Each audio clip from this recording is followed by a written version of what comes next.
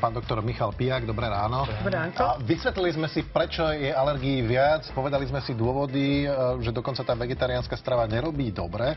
Poďme sa teraz ale povenovať liečbe. A tu sa cez reklamu spájali také veci, ktoré ja som nechápal, že prepeličie vajíčka. Áno, liečba samozrejme je dôležitá, ale dôležitá je aj prevencia. Zaujímavé je to aj, ako sa liečili na alergiu v minulosti ľudia.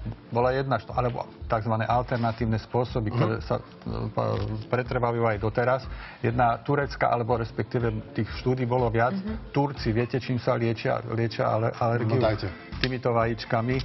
Prepelicími vajíčkami. Čo vajíčka, však to je alergén. Áno. Áno, spôsobuje anafylaktické reakcie. Ale to je veľmi zriedkavé, to je problematika potravinových alergií, to je u detí, to je 2-3%, oni z toho vyrastú a tak. Čo je dôležité, tie ostatné alergie pelové, tie sú Ako fungujú teda tie prepeličie vajíčka? Ako fungujú tie prepeličie vajíčka? To je veľmi zaujímavé, to je nový poznatok, to není žiadna alternatíva. Predstavte si, toto sú alergény, to sú roztoče, inhalačné alergény, toto sú pele, šváby a tieto ich produkty v sebe obsahujú alergény.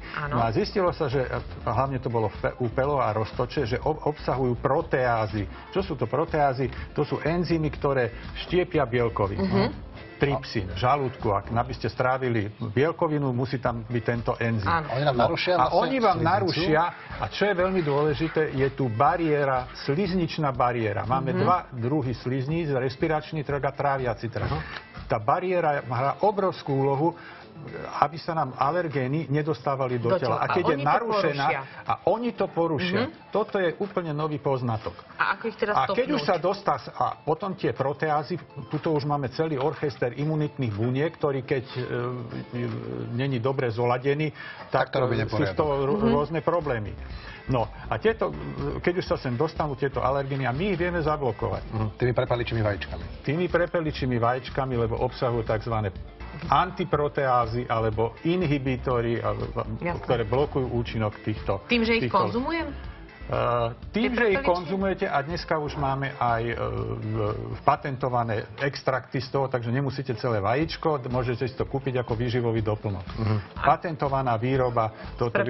Výborne to funguje, ja som sa sám tomu čudoval, že takéto niečo, je to podložené, veľmi dobrá teória je preto, sú vynikajúce štúdie na zvieratách, dokonca u ľudí.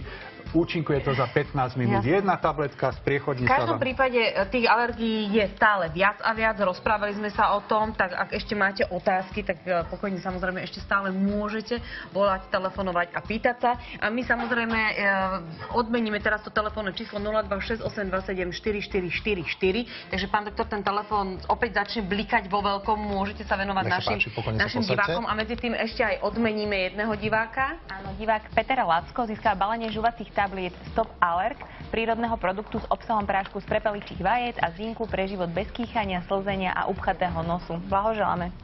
No, ja sa ešte na chvíľočku zastavím pri